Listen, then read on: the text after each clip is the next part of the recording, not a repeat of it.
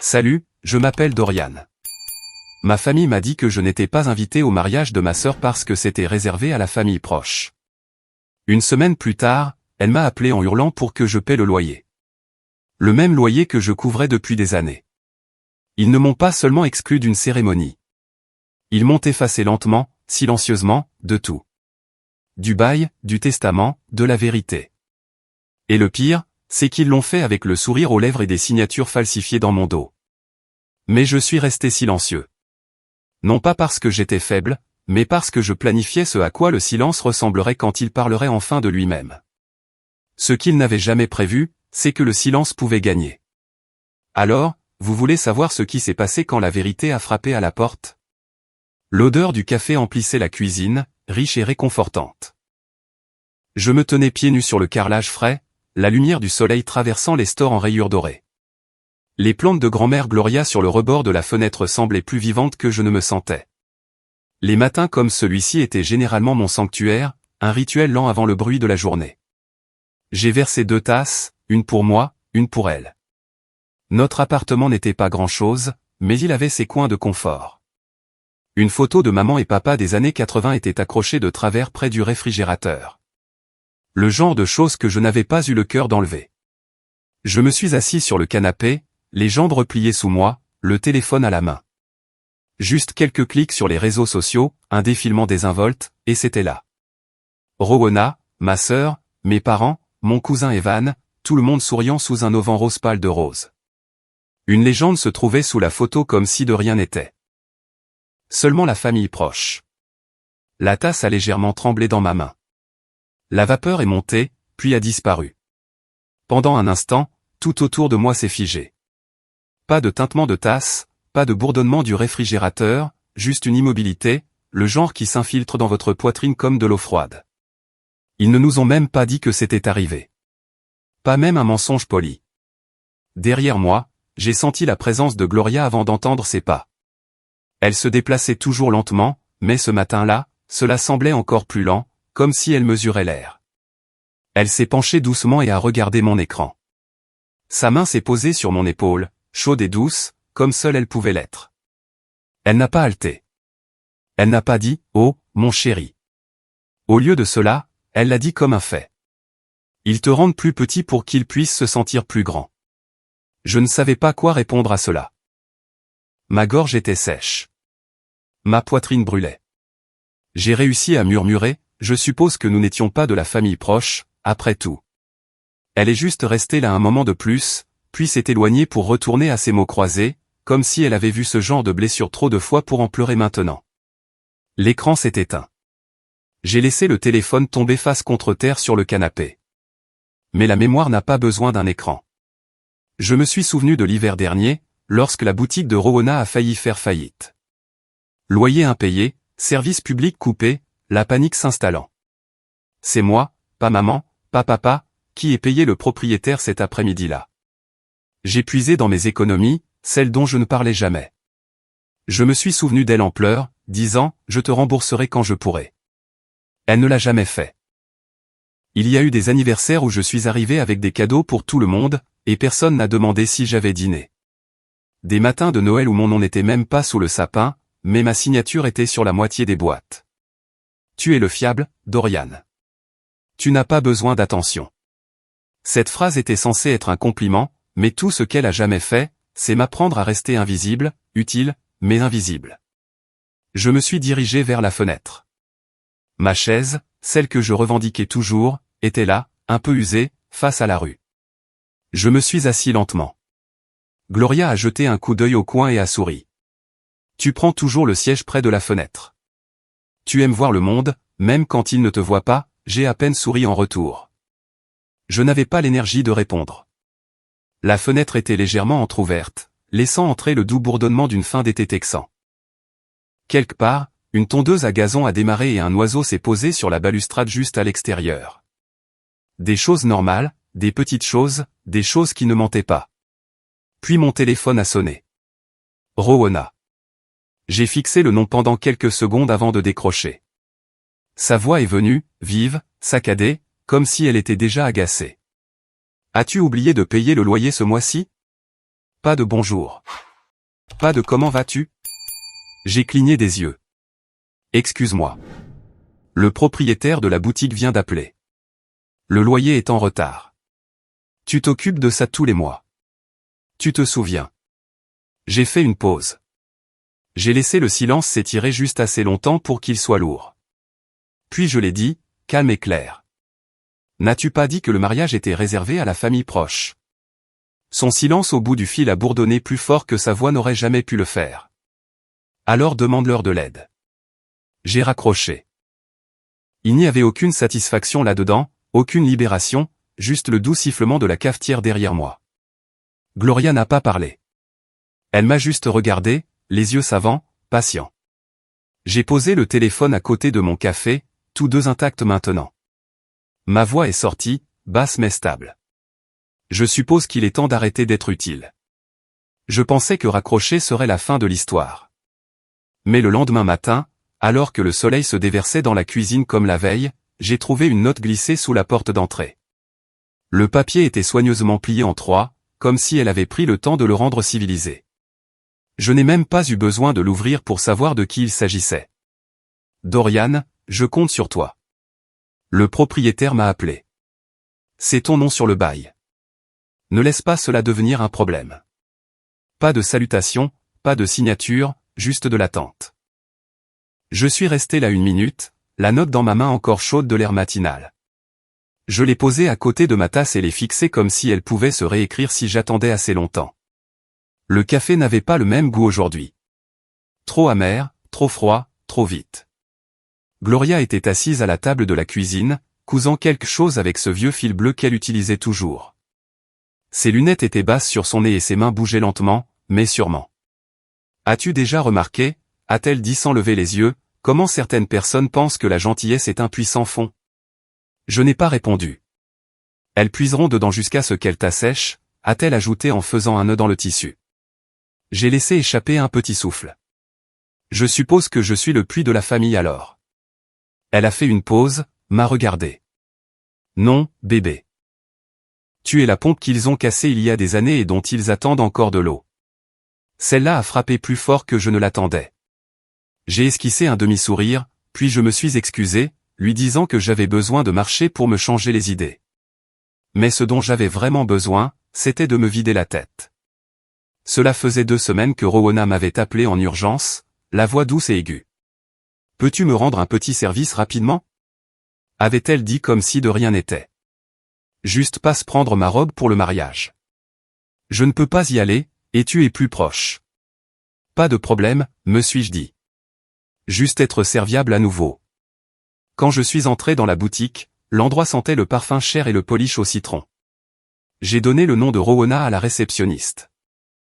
1 minute plus tard, quelqu'un derrière le comptoir a crié assez fort pour que tout le magasin l'entende, le livreur est là. Quelques femmes près de la cabine d'essayage ont gloussé. J'ai attendu la correction, que quelqu'un, n'importe qui, dise, c'est son frère. Mais tout ce que j'ai entendu, c'est le rire de Rowena au haut-parleur. Merci, Dorian. Tu es un sauveur, a-t-elle dit, puis elle a raccroché. J'ai porté ce fichu sac de robe comme s'il était en feu. Je n'ai même pas réalisé à quel point j'avais serré la mâchoire jusqu'à ce que je sois de retour dans la voiture et que mes molaires me fassent mal. Ce moment est resté. La façon dont ils m'ont tous regardé de travers comme si j'étais un employé payé. Pire que ça, comme si je ne valais même pas un nom. De retour à la maison ce soir-là, Gloria m'a fait asseoir et m'a montré quelque chose sur lequel elle travaillait depuis des semaines. Une serviette, petite, délicate, du genre qu'on n'utilise pas vraiment. Brodée à la main d'un fil d'or doux, on pouvait y lire « Premier ». Elle a souri. C'est pour la table de réception de Rowena. Quelque chose de spécial de ma part. J'ai hoché la tête. Je le livrerai. Et je l'ai fait. Le lendemain, je l'ai déposé chez nos parents. Maman a ouvert la porte, a pris la serviette sans même la regarder. C'est gentil, a-t-elle marmonné. Mais ça ne correspond pas au thème des couleurs. Elle l'a posée sur une table d'appoint, et quand je me suis retourné pour partir, je l'ai vue tomber, glisser du bord et atterrir face contre terre sur le sol. Personne ne l'a ramassée. Je n'ai rien dit. Je suis juste sorti comme si de rien n'était. Mais ce petit moment a fait plus de bruit dans ma poitrine que toutes les années de cris n'en avaient jamais fait. Cette nuit-là, je suis rentré à l'appartement et je me suis effondré sur le canapé. Gloria dormait déjà, sa couette remontée jusqu'au menton. J'ai regardé le ventilateur de plafond tourner, lent et régulier, et j'ai pensé à chaque tâche que j'avais assumée sans me plaindre. Le loyer, la robe, la serviette, les appels téléphoniques, les virements d'argent, les excuses que je faisais pour leur silence. Je leur ai appris que j'étais toujours disponible, que je dirais oui quoi qu'il arrive. Je me suis rendu facile à oublier. On apprend aux gens comment nous traiter, ai-je murmuré à personne. Et je leur ai appris que je ne dirais jamais non. Je me suis levé, je me suis versé un verre d'eau et j'ai ouvert mon ordinateur portable pour me distraire. Mais la première chose qui est apparue sur mon fil d'actualité m'a glacé. La diffusion en direct du mariage de Rowena, ou du moins une rediffusion. Plus de 200 personnes, une piste de danse, des tours de champagne, des rires. Même nos cousins au 3e degré de Floride étaient là. La légende disait, la famille, c'est tout. J'ai fixé l'écran pendant ce qui m'a semblé être une heure. Puis doucement, presque sans souffle, j'ai demandé, alors pourquoi m'avez-vous effacé? J'ai fermé l'ordinateur portable et je suis resté assis là un long moment, fixant mon reflet sur l'écran noir. Mon propre visage me semblait inconnu, fatigué, pluvieux en quelque sorte. Le silence de l'appartement pesait comme l'humidité. Dehors, Houston bourdonnait faiblement du trafic de la semaine, des gens vaquant à leurs occupations, aucun d'eux ne portant le poids de la famille de quelqu'un d'autre. Une semaine s'est écoulée. Je pensais que le bruit s'était peut-être calmé, que Rowena ruminerait tranquillement dans sa propre fierté. Je me trompais. Ce vendredi matin, je rinçais la cafetière quand mon téléphone a commencé à vibrer sur le comptoir. Je n'ai pas eu besoin de vérifier l'écran. As-tu oublié de le payer? Sa voix a frappé mon oreille, vive et bien rodée, comme si elle avait répété la phrase. Le loyer est en retard, Dorian. Le propriétaire m'appelle depuis ce matin. J'ai laissé couler l'eau, le sifflement du robinet coupant son ton. Puis je l'ai dit, calme, égal. Je n'ai pas oublié. J'ai décidé de ne pas le faire. Il y a eu une pause assez longue pour que j'entende sa respiration changer. Puis est venue l'incrédulité. Quoi? Tu ne peux pas simplement. Dorian. Ce n'est pas drôle. Je ne ris pas, elle a inspiré brusquement, et quand elle a de nouveau parlé, la chaleur avait disparu. Tu es mesquin. C'est le loyer. Tu aggraves les choses pour tout le monde. J'ai fermé le robinet, je me suis séché les mains. Tu as appelé ça un petit événement familial, tu te souviens? J'ai juste ajusté ma définition de la famille. Le silence qui a suivi n'était pas vide. Il était épais, plein de tout ce que nous n'avions jamais dit. Puis un clic. Elle a raccroché. Je suis resté là un moment, attendant que la culpabilité s'abatte sur moi. Elle ne l'a pas fait, pas tout de suite. Ce que j'ai ressenti d'abord, c'est de la légèreté. L'étrange apesanteur de dire non pour la première fois. Mais en dessous, quelque chose de plus profond s'agitait. La peur. J'avais enfreint la règle tacite. Le fiable n'abandonne pas. J'ai fait les 100 pas dans la cuisine, comptant mes pas entre le comptoir et le réfrigérateur. Gloria était assise à proximité, raccommodant une de ses vieilles écharpes. Elle n'a pas levé les yeux quand elle a dit « La fierté et la paix se ressemblent au début. Tu apprendras la différence plus tard. » Je me suis appuyé contre le comptoir. Tu penses que c'est de la fierté? Je pense que tu as enfin arrêté de confondre l'obéissance avec la gentillesse. Cela m'a fait taire. Après qu'elle soit allée se coucher, je suis resté dans la cuisine, à moitié perdu dans mes souvenirs. Ce n'était pas la première fois que je payais la facture de quelqu'un. Quand Rowena est entrée à l'université, papa m'a appelé un après-midi. Elle est à court pour sa caution, a-t-il dit. Tu peux l'avancer, n'est-ce pas? C'est ce que font les grands frères. Je ne suis pas plus âgé, avais-je dit en riant à moitié, pensant qu'il plaisantait. Mais ce n'était pas le cas. Pour lui, la responsabilité n'avait rien à voir avec l'âge, juste avec qui ne dirait pas non. J'ai viré l'argent ce jour-là. Elle n'a jamais dit merci. Personne ne l'a fait. C'était comme si mon aide s'effaçait au moment où elle quittait mes mains. Maintenant, des années plus tard, je réalisais la vérité. Il m'avait bien dressé. Mon téléphone a de nouveau vibré ce soir-là. Un email cette fois. Objet, ne nous embarrasse pas, je l'ai ouvert, j'ai parcouru des paragraphes sur la réputation familiale, la responsabilité et ce que les gens penseront. J'ai atteint la fin sans vraiment lire la plupart. Mes yeux se sont attardés sur la dernière ligne. Ne nous fais pas passer pour des méchants. Je l'ai supprimé. Ma voix est sortie doucement, presque pour moi-même. J'ai déjà l'air invisible. Ça ne peut pas être pire que ça. Le lendemain matin, j'ai fait du café et je me suis assis près de la fenêtre. La lumière du soleil frappait la table de la cuisine juste comme il faut, réchauffant l'endroit où le courrier s'empilait habituellement. Parmi les enveloppes, une se démarquait, de couleur crème, adressée à moi d'une écriture soignée. Facture de loyer. Je ne l'ai pas ouverte. Au lieu de cela, j'ai posé ma tasse de café dessus. La vapeur montait en motif lent et sinueux, brouillant les lettres de mon nom. Cela semblait symbolique en quelque sorte, cachant ce qu'il pensait être le plus important sous quelque chose de simple, d'humain. Le reste de la journée s'est déroulé tranquillement. Gloria fredonnait une vieille mélodie en cuisinant, et je faisais semblant de lire le journal. Mon téléphone est resté face contre terre, mais au fond de moi, je savais que ce n'était pas fini. Les familles comme la mienne ne laissent jamais le silence rester silencieux longtemps. Ils appelleront ça de l'inquiétude, mais c'est toujours du contrôle. Ils diront, nous voulons juste ce qu'il y a de mieux. Mais ce qu'ils veulent dire, c'est, fais ce qu'on te dit. J'ai regardé par la fenêtre. La lumière de l'après-midi était devenue dorée, s'étirant sur le sol en fine ligne. Ils viendront bientôt frapper, ai-je murmuré, et je savais que j'avais raison. Le dimanche matin est arrivé, calme, comme toujours dans notre quartier. Le chant des oiseaux filtrant à travers les stores, l'odeur du café frais flottant dans l'appartement. Je venais de commencer à beurrer du pain grillé quand le téléphone a sonné. Je l'ai fixé pendant quelques secondes. Le nom de maman brillait à l'écran. Je l'ai laissé sonner une fois, 2 fois, puis j'ai répondu. Sa voix est venue, douce, sirupeuse. Salut, chérie. Comment tiens-tu le coup? Tu sais, avec tout ça. Il y a eu une pause, comme si elle attendait que je la sauve de devoir nommer ce que, tout ça, signifiait. Avant que je puisse dire quoi que ce soit, elle s'est rapprochée. Mon chou, Roona est sous tellement de pression. Tu sais à quel point elle a toujours été délicate. Ses nerfs ne sont pas comme les tiens.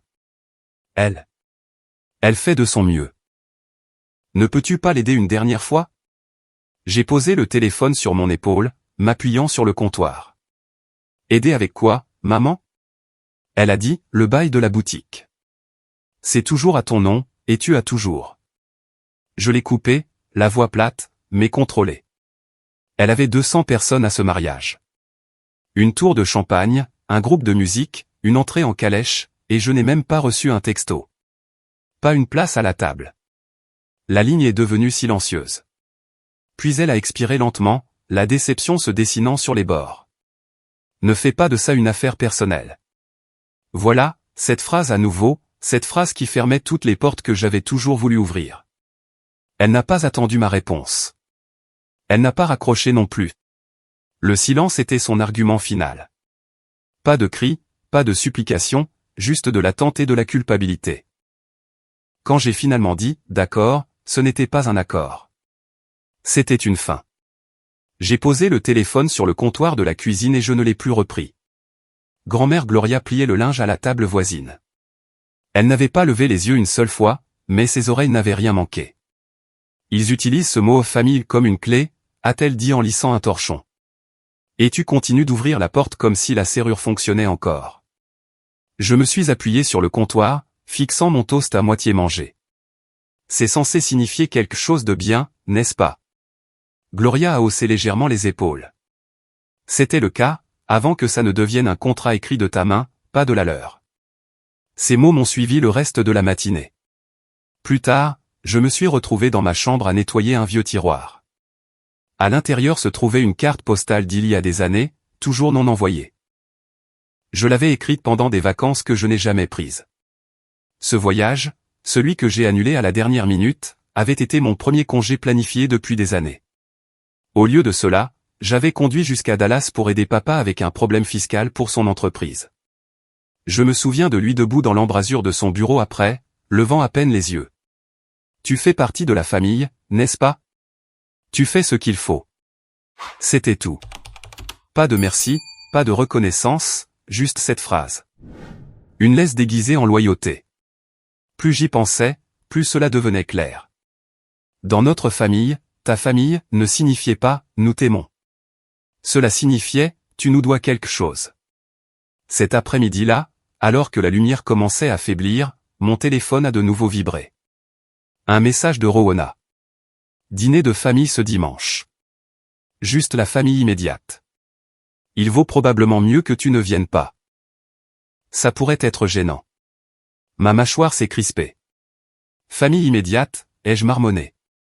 La phrase a résonné à mes oreilles. Même mot, nouveau couteau. Je suis entré dans le salon, j'ai tendu le téléphone à Gloria. Elle a ajusté ses lunettes, a lu le message et me l'a rendu. Il t'écrivent hors de l'histoire, un dîner à la fois, a-t-elle dit doucement. Je n'ai pas répondu. J'ai supprimé le message. Je ne l'ai pas transféré, je n'ai pas répondu. Pas de sarcasme, pas de réplique cinglante. J'ai complètement éteint le téléphone. Si le silence est ce qu'ils entendent de moi, ai-je dit à voix haute, que ce soit un silence qui a du sens. Les heures suivantes ont été calmes. Pas d'appel, pas de texto, juste moi, Gloria et le doux bourdonnement du réfrigérateur.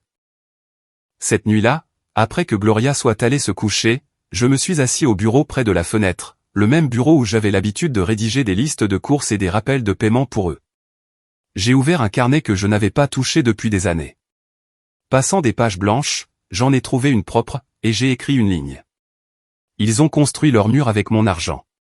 Il est temps de reprendre les briques. Je l'ai fixé un long moment. C'était comme un début. Le genre qui ne vient pas avec des feux d'artifice. Juste de la clarté. La première phrase que j'écrivais pour moi-même depuis des années. Pas pour le travail. Pas pour la famille. Pas pour réparer la vie de quelqu'un. Juste la mienne. Le lendemain matin, je me suis levé sans vérifier mon téléphone. Pas de rappel de calendrier, pas de message non lu. J'ai préparé le café lentement, regardant la lumière se glisser sur le carrelage de la cuisine. 3 jours depuis le dîner de famille auquel je n'ai pas été invité. 3 jours de calme ininterrompu. Personne n'a appelé. Personne n'a envoyé de texto. Au début, c'était comme une contusion. Je continuais d'appuyer dessus, attendant de voir si ça faisait encore mal.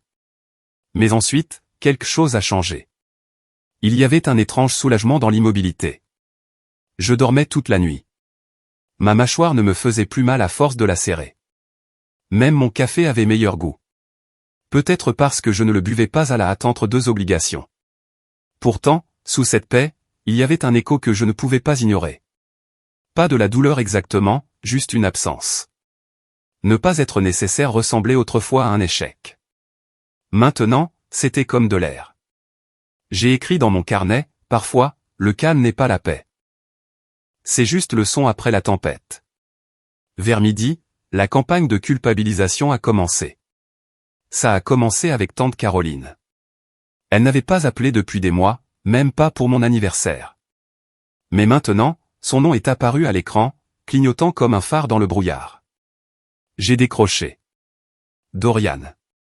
Salut, mon chou, a-t-elle dit en étirant le mot comme si nous nous étions parlé la veille.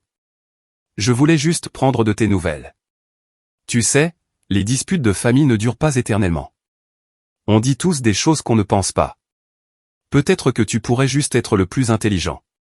J'ai appuyé le téléphone contre mon épaule et j'ai regardé par la fenêtre. La chaleur de Houston faisait miroiter le trottoir. Je l'étais déjà, ai-je dit calmement. C'est comme ça qu'ils ont réussi à me marcher dessus. Il y a eu une pause. Je l'ai entendu déglutir. Puis la ligne est devenue silencieuse. Plus tard ce soir-là, j'ai reçu un email de papa. Objet, parlons. Il disait, tu as embarrassé ta sœur. Ce n'est pas comme ça qu'on t'a élevé.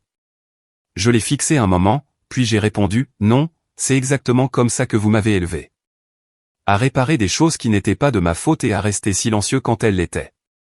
J'ai appuyé sur « Envoyer » et j'ai fermé mon ordinateur portable. Pas d'hésitation cette fois.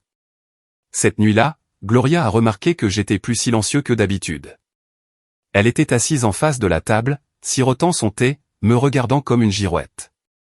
Ils te font sentir comme si tu avais brisé la famille, a-t-elle dit. Je n'ai pas répondu.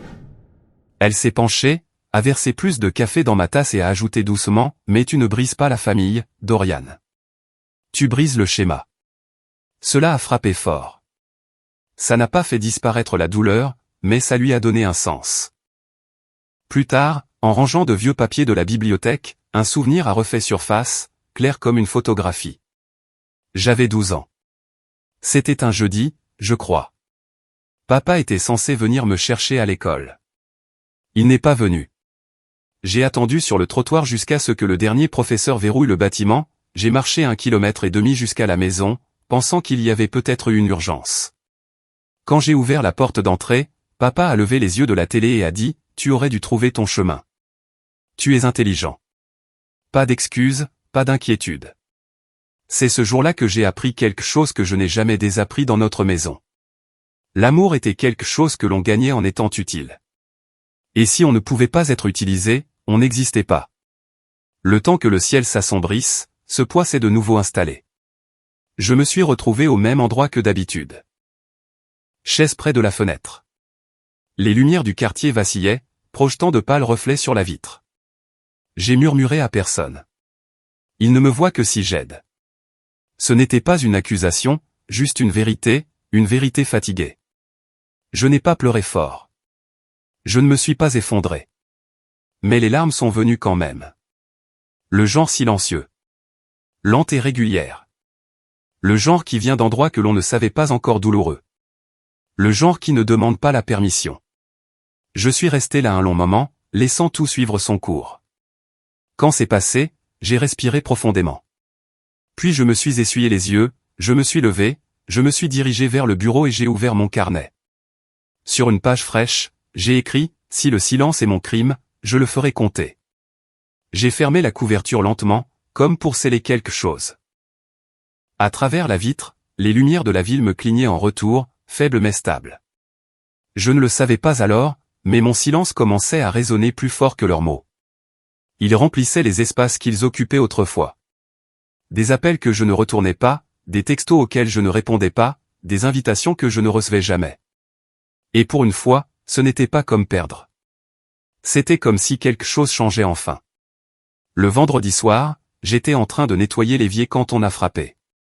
Pas un petit coup poli. C'était sec, urgent, comme si quelqu'un essayait de me rappeler qu'il avait toujours une clé de ma paix. Je me suis essuyé les mains sur une serviette, je me suis dirigé vers la porte et je l'ai ouverte.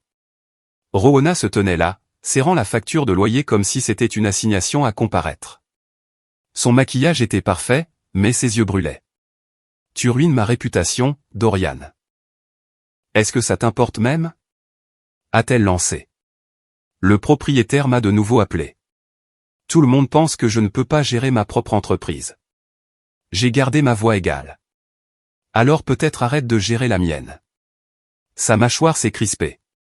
Tu agis comme un martyr, comme si nous te devions tous quelque chose. Je l'ai regardé. Pas le manteau de créateur, pas l'alliance qu'elle n'avait jamais portée, juste son visage, fatigué, peint de fureur, et en dessous, de la peur. Non, ai-je dit doucement. Juste quelqu'un qui a cessé de financer son propre manque de respect. Le silence qui a suivi n'était pas vide. Il était lourd, encombré de toutes les choses que nous n'avions jamais dites. Puis, aussi vite qu'elle était entrée en attaquant, son ton a changé. Sa posture s'est adoucie. Elle a incliné la tête comme si nous étions de nouveau des enfants. « Je ne voulais pas te faire de mal, d'accord » a-t-elle dit, la voix soudainement douce. C'était juste de la logistique. Tu sais comment les affaires de famille deviennent compliquées. Les plans de table, les budgets, les choses changent vite. Je me suis appuyé contre le cadre, les bras croisés. Compliqué pour qui? Toi ou ta conscience? Sa bouche s'est ouverte, puis s'est fermée. Pour une fois, elle n'avait pas de réplique. Le calme s'est installé entre nous, enfin à elle de le porter, pas à moi. Mais le moment n'a pas duré. Tu m'as toujours envié, a-t-elle dit, sa voix montant à nouveau. Tu as toujours voulu me faire passer pour une méchante. J'ai ri, court et sec. Non pas parce que c'était drôle, mais parce que c'était si follement faux que ça frisait la comédie. Non, ai-je dit, les yeux rivés sur les siens. Je voulais que tu me regardes, tout simplement. Et voilà, la vraie fracture. Pas le loyer, pas l'argent, juste la vérité brute d'être effacée. Elle a cligné des yeux rapidement, comme pour effacer les mots de l'air, mais ils avaient atterri. Des bruits de pas ont craqué derrière moi. Grand-mère Gloria est entrée depuis le couloir, son cardigan drapé sur une épaule, son ouvrage d'aiguille oublié dans sa main. Elle n'a pas haussé la voix. Elle n'a pas pris parti. Elle a simplement regardé Rowena et a dit, « Tu ne peux pas culpabiliser un homme pour qu'il t'aime, ma chérie. Tu ne peux que lui rappeler ce que cela aurait dû signifier. » Rowena est restée figée, les yeux passant de moi à Gloria, mais elle n'a pas répondu. Ses mains se sont crispées sur la facture, puis se sont relâchées. Elle s'est retournée sans un autre mot et est sortie, ses talons claquant dans les escaliers. J'ai attendu que la porte d'entrée se ferme derrière elle. Puis j'ai lentement poussé la mienne pour la fermer. Pas de claquement, pas de drame. Je me suis rassis dans mon fauteuil près de la fenêtre, le même que je retrouvais toujours. Mais ce soir, ce n'était pas comme une retraite. C'était comme un choix. Le calme dans la pièce était riche, mérité, plus lourd, juste à moi. Pour la première fois, mon calme n'était pas de la faiblesse. C'était une limite. La soirée s'est éternisée dans la nuit. J'ai fait du thé, j'ai lu 2 pages d'un roman que je ne pouvais pas finir. J'ai essayé de ne pas vérifier mon téléphone, mais vers 23 heures, il a vibré. J'ai hésité, puis je l'ai pris. Un email de Jacobson Price LLP. Objet, réaffectation du bail immobilier.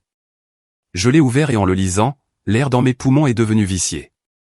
Ils essayaient de retirer mon nom du bail. Pas d'appel, pas de conversation, juste des papiers. Silencieux et chirurgical. C'était donc la prochaine étape. J'ai fixé l'écran. Mon reflet flottait dans la vitre, fatigué mais stable. J'ai murmuré. Alors c'est comme ça. La prochaine bataille ne porterait pas sur le loyer. Elle porterait sur le fait de m'effacer complètement. Le lundi après-midi, le poids de l'email pesait encore lourdement sur ma poitrine. Je l'avais relu au moins 10 fois, espérant l'avoir mal interprété, espérant qu'une tournure juridique tournerait en ma faveur. Ce n'est jamais arrivé. C'était là, en langage clair. Le bail de la propriété que j'avais payé pendant plus d'une décennie était en cours de réaffectation. Pas vendu, pas négocié. Silencieusement réaffecté sous une nouvelle entité commerciale enregistrée au nom de Rowena. Mon nom avait disparu. Pas de demande, pas de préavis, juste disparu. J'ai fait défiler les pièces jointes PDF. Des pages de documents remplis de chiffres, de clauses et de tampons notariés. Une signature après l'autre. Aucune d'elles n'était la mienne, mais l'une d'elles prétendait l'être. Ils n'ont même pas essayé de le cacher, ai-je marmonné. Derrière moi, grand-mère Gloria s'est penchée et a lu par-dessus mon épaule, son souffle s'est coupé. Ils n'ont plus honte, Dorian, a-t-elle dit. C'est la partie qui fait mal. Elle n'avait pas l'air surprise, juste fatiguée. J'ai fermé l'ordinateur portable doucement. Pas de cris, pas de rage, juste de l'immobilité. Je me suis levé, je suis allé dans la pièce voisine et j'ai sorti l'imprimante de l'armoire. J'ai chargé du papier, je l'ai branché, j'ai appuyé sur « Imprimer ». Page après page est sortie. Pas seulement la réaffectation du bail, mais des emails de propriétaires, des relevés bancaires montrant des années de paiement à mon nom, des formulaires fiscaux, tous ces virements nocturnes que je faisais sans qu'on me le demande. Je les ai tous imprimés. Chaque dollar, chaque reçu, chaque silence. J'ai organisé les pages dans un dossier soigné, les simplement étiqueté « Preuve ». Puis j'ai placé le dossier dans le tiroir du bas de mon bureau et je l'ai verrouillé. Je suis sorti dans l'air chaud de Houston, j'ai marché sans but, j'ai laissé mon esprit s'étirer plus loin que la tension dans ma poitrine. Ils m'ont appris à rester silencieux, ai-je pensé. Ils ont juste oublié que je pouvais aussi écouter. Le soleil a plongé derrière les bâtiments alors que je tournais au coin pour rentrer chez moi. Quand je suis monté sur le porche, Rowena était déjà là, appuyée contre la balustrade comme si elle en était propriétaire, ce qu'elle essayait techniquement de faire maintenant. Elle tenait son téléphone dans une main, les yeux se tournant vers moi comme si elle attendait. « Tu as vu l'email » a-t-elle demandé sans détour. « Oui. » Elle a soupiré assez fort pour faire croire que c'était elle qui portait le fardeau. « Écoute, ne rends pas ça plus compliqué que nécessaire. C'est juste des affaires, Dorian. Tu n'utilises même pas cet espace. Je l'ai fixé un moment, laissant le silence s'étirer juste assez longtemps pour que sa confiance vacille. Tu as dit que je n'étais pas de la famille, ai-je dit. Maintenant tu appelles ça des affaires. Je suis passé devant elle vers la porte. D'accord, ai-je dit. Gardons ça comme ça. Je l'ai laissé là, à mi-chemin de la justification qu'elle pensait que j'étais encore désespéré d'entendre. Elle n'a pas suivi. Plus tard ce soir-là, je me suis assis en face de Gloria dans la cuisine. Elle venait de préparer une théière. L'odeur de camomille remplissait l'espace entre nous. J'ai remué une cuillère distraitement, regardant le tourbillon s'estomper. Si je me bats contre ça, ai-je dit finalement, je perdrai ce qui reste d'eux. Elle a posé sa main sur la table, calme et ferme. Si tu ne le fais pas, a-t-elle répondu, tu te perdras toi-même. J'ai hoché la tête une fois, lentement. Peut-être, a-t-elle ajouté. Les perdre est la façon de te trouver. À minuit, j'étais de retour à mon bureau, non pas pour réfléchir, mais pour travailler. J'ai ouvert tous les dossiers, sorti tous les vieux registres, tracé chaque dollar que j'avais jamais contribué. Ce n'était pas de la vengeance que je construisais. C'était la vérité, froide, méticuleuse, indéniable. Je n'ai pas mis de musique, je n'ai pas répondu aux textos, j'ai juste laissé le bourdonnement de l'imprimante devenir un rythme, doux, régulier, comme un battement de cœur. Le temps que l'aube commence à tracer la fenêtre, j'avais tout étalé, un grand livre complet de loyauté. J'ai empilé les papiers, les ai glissés dans une enveloppe épaisse, les scellés, les étiquetés de la même manière. Preuve. Alors que je replaçais le dossier dans le tiroir et que je tournais la serrure, mon téléphone a vibré sur la table. Rowena. Message texte. Tu rends ça plus difficile que nécessaire. Je l'ai fixé, puis j'ai tapé lentement, toi aussi. Pas d'émoji, pas de ponctuation, juste la vérité, plate et claire. J'ai éteint le téléphone, l'ai posé face contre table à côté de moi et j'ai murmuré, la prochaine fois qu'ils auront de mes nouvelles, ce ne sera pas une conversation. Ce qui a suivi n'a pas été des cris ou des menaces. C'était le genre de justice silencieuse qui parle d'elle-même. 2 jours après le texto de Rowena, je suis entré dans le cabinet d'avocat du centre-ville, le dos droit et le dossier à la main. La réceptionniste m'a accueilli avec le genre de sourire forcé que les gens réservent aux bâtiments stériles et aux réunions inconfortables. Elle m'a demandé si je voulais un café. Je n'en voulais pas. La salle de conférence était déjà à moitié remplie. Rowena était assise à une extrémité de la longue table en chêne, les jambes croisées, le téléphone à la main. Ses yeux ont croisé les miens une seconde seulement avant de se détourner. Elle portait un blazer comme une armure, mais ses doigts se crispaient sur le gobelet en papier devant elle. L'avocat s'est présenté. La cinquantaine, des tempes grises, une cravate trop serrée. Monsieur Shaw, a-t-il dit en désignant un siège en face de Rowena. Heureux que vous ayez pu venir. Sur l'écran au bout de la table, le visage de mon père a vacillé pour prendre vie. Il était à distance, bien sûr. Sa façon de maintenir le contrôle sans présence. Dorian, a-t-il dit sèchement. Réglons ça rapidement. J'ai hoché la tête une fois et je me suis assis. Avant que quiconque ne parle davantage, j'ai ouvert mon dossier en cuir et j'ai fait glisser l'enveloppe scellée sur la table. Vous voudrez peut-être commencer par ça, ai-je dit d'un ton égal. L'avocat a semblé surpris, mais l'a prise. Il a ouvert l'enveloppe, a ajusté ses lunettes et a commencé à feuilleter la pile. Historique de transactions, contrat de location scanné, email, virement bancaire, formulaires fiscaux, tous à mon nom, tous signés par moi. Pas un mot n'a été prononcé pendant une bonne minute, juste le léger bruissement du papier et le cliquetis de la cuillère de Rowena alors qu'elle remuait un café qu'elle ne buvait pas. Puis la couleur a quitté son visage. L'avocat s'est raclé la gorge. Ces documents montrent une responsabilité financière constante liée à M. Shaw, y compris des paiements bien avant le réenregistrement actuel du bail. Mon père a froncé les sourcils. Ce n'est pas nécessaire. Je l'ai regardé à travers l'écran. Ni la liste d'invités du mariage, ai-je dit. La mâchoire de Rowena s'est crispée. L'avocat a poursuivi, professionnel mais ferme. Légalement, à moins que M. Shaw n'ait autorisé ce transfert, toute modification du contrôle de la propriété est invalide. En fait, cela pourrait constituer une fausse déclaration. La voix de Rowena s'est brisée comme une branche. Tu as planifié ça. Tu savais exactement ce que tu faisais. Je n'ai pas haussé la voix, je n'ai pas souri, j'ai juste croisé son regard. Non, ai-je dit. C'est toi qui m'as appris comment faire. Elle a cligné des yeux une fois, puis a baissé le regard. C'est à ce moment-là que tout a basculé. Personne n'a argumenté. Personne n'a crié. La vérité était au milieu de la table, plus lourde que toute autre chose dans la pièce. La réunion s'est terminée tranquillement. Mon père s'est déconnecté sans un autre mot. L'avocat a rassemblé les documents. Rowana est partie sans dire au revoir. Ce soir-là, je suis rentré à la maison, le dossier de nouveau sous le bras. Gloria était dans la cuisine comme d'habitude. Elle avait déjà versé 2 tasses de thé. Les mêmes tasses que toujours, celle à fleur délavée de mon enfance. Je me suis assis en face d'elle, la tasse chaude entre mes paumes. Elle n'a pas demandé comment ça s'était passé. Elle n'en avait pas besoin. Tu as retrouvé ta voix, a-t-elle dit doucement après un moment. J'ai hoché la tête, les yeux toujours sur la vapeur qui montait du thé. Peut-être pour la première fois, ai-je dit.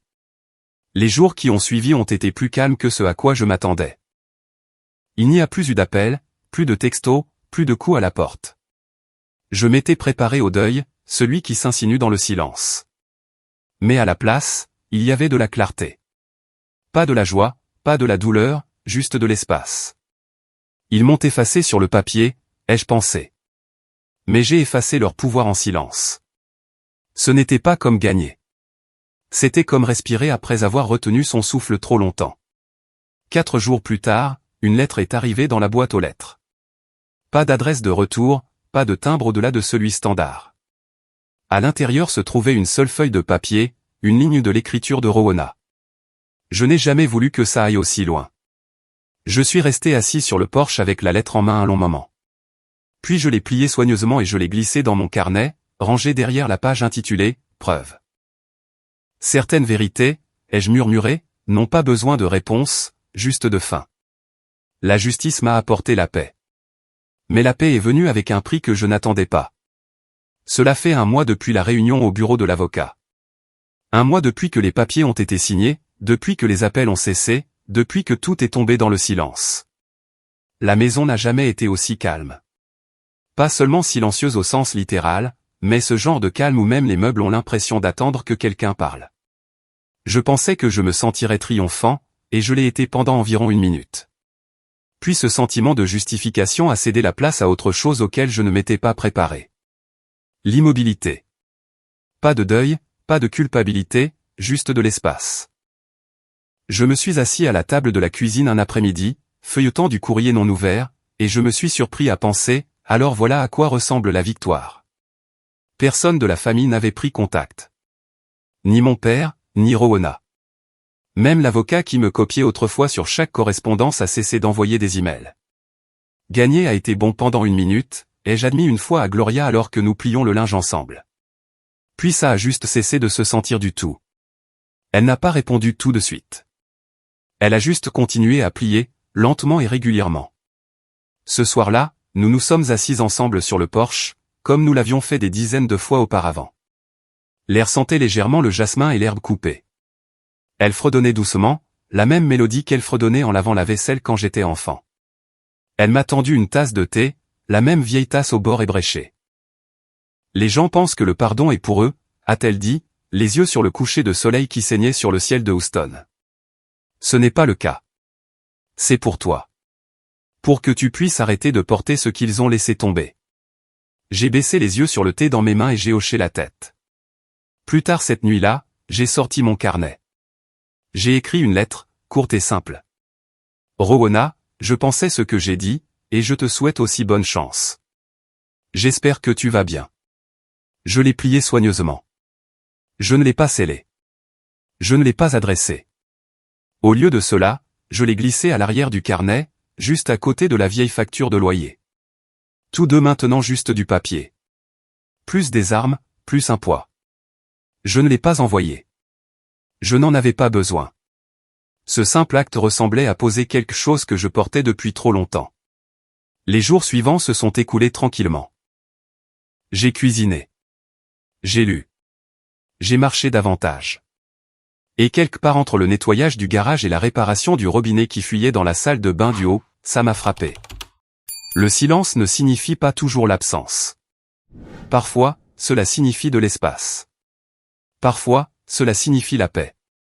Je pensais autrefois que le silence signifiait que j'avais perdu ma voix. Il s'avère que c'est là que je l'ai trouvée.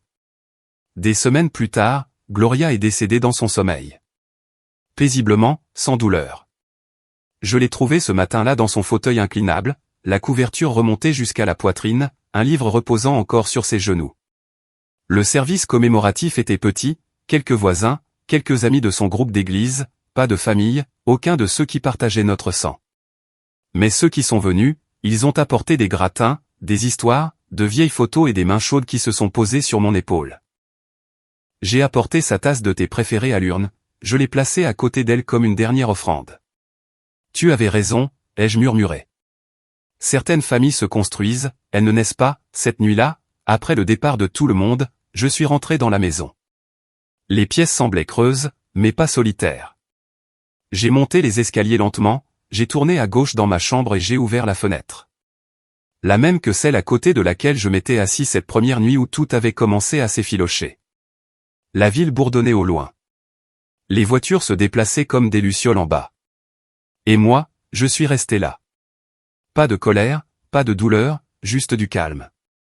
Je pensais autrefois qu'être exclu était la pire chose qui puisse arriver, ai-je murmuré dans la nuit. Il s'avère que c'était la première fois que j'étais vraiment libre. J'ai fermé les yeux, respirant profondément, régulièrement.